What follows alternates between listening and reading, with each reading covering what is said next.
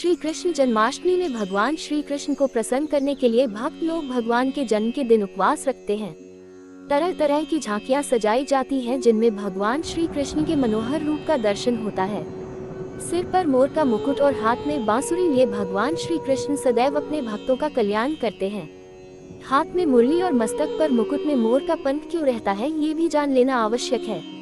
पंचांग के अनुसार भाद्रपद मास के कृष्ण पक्ष की अष्टमी तिथि का शुभारंभ 6 सितंबर 2023 दोपहर 03:37 पर होगा और इस तिथि का समापन 7 सितंबर 2023 शाम 04:14 पर होगा। ऐसे में श्री कृष्ण जन्माष्टमी 6 सितंबर 2023 बुधवार के दिन मनाई जाएगी। 6 सितंबर 2023 को श्री कृष्ण जन्माष्टमी का पर्व मनाया जाएगा।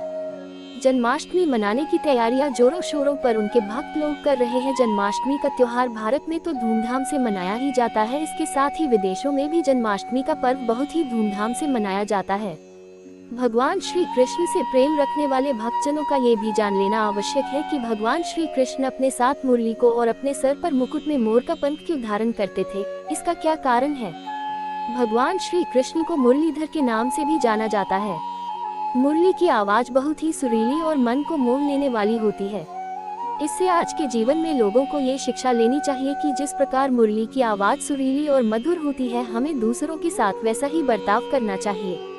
अपनी वाणी को मधुर बनाए रखें जिससे सौहार्द की भावना का विकास हो।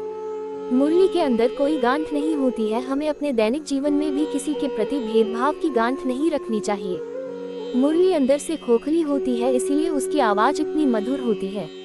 मुरली से हमें शिक्षा लेनी चाहिए कि जिस प्रकार मुरली के अंदर कुछ नहीं होता, खोखली होती है, उसी प्रकार हमें अपने अंदर किसी के प्रति बैर भाव, द्वेष, ईर्ष्या आदि नहीं रखना चाहिए। भगवान कृष्ण जब मुरली बजाते थे तो उसकी मधुर धुन को सुनकर गोपियां मंत्रमुग्ध हो जाती थी और उसी मुरली की धुन के माध्यम से वह श्री कृष्ण के ध्यान में खो जाती थी। कहते हैं कि मुरली ब्रह्मा जी की मानस पुत्री थी जिनका नाम सरस्वती जी था। ब्रह्मा जी के श्राप के कारण जन्म होने से पूर्व उन्होंने 1000 वर्ष तक भगवान कृष्ण की प्राप्ति के लिए तपस्या की। तब भगवान कृष्ण ने प्रसन्न होकर कृष्णा अवतार में उन्हें अपनी सहचरी बनाने का वरदान दिया। तब उन्होंने ब्रह्मा जी के श्राप को भगवान कृष्ण को बताया कि उन्होंने जड़ होने का श्राप दिया है। तब भगवान कृष्ण ने कहा, तुम्हें चाहे जड़ रूप में ही जन्म मिले, लेकिन फिर भी मैं तुम्हें अपना लूंगा और तुम्हारे अंदर ऐसी प्राण शक्ति भर दूंगा जो जड़ से चैतन्य बन जाएगी और सभी जड़ों को चैतन्य बनाने की क्षमता रखेगी। इसके बाद सरस्वती जी का जन्म मुरली के रूप में हुआ और वह भगवान श्री कृष्ण की प्रिय मुरली बन गई। मुरली की मधुर धुन सभी जड़ और चेतन के मन को चुरा लेती है और भगवान श्री कृष्ण सदा उसे अपने अधरों से लगाए रहते हैं। भगवान श्री कृष्ण के मस्तक पर मुकुट में हमेशा मोर पंख लगा हुआ रहता है, क्योंकि मोर का पंख ब्रह्मचारी का प्रतीक होता है। भगवान कृष्ण को ब्रह्मचारी भी कहा गया है। मोर के पंख में अनेक प्रकार के रंग होते हैं। भगवान कृष्ण के जीवन में भी अनेक प्रकार के रंग थे, उनका जीवन रंग बिरंगा था। कहते हैं कि भगवान कृष्ण के जीवन की कुंडली में कालसर्प दोष था, इसीलिए मोर का पंख अपने मुकुट पर धारण करते थे। भगवान श्री कृष्ण का दूसरा नाम मोर मुकुटधारी भी है। मोर पंख को धारण करने की एक कथा है। कहते हैं कि एक बार भगवान श्री कृष्ण की मुरली की मधुर धुन सुनकर राधा जी नृत्य करने लगी।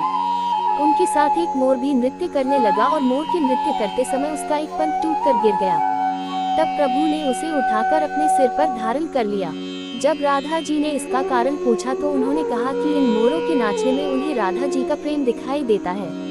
मोर ब्रह्मचर्य का प्रतीक माना जाता है। मोर अपने पूरे जीवन एक ही मोरनी के संग रहता है, इसलिए इस पवित्र पक्षी के पंख को स्वयं भगवान श्री कृष्ण अपने सर पर धारण करते हैं।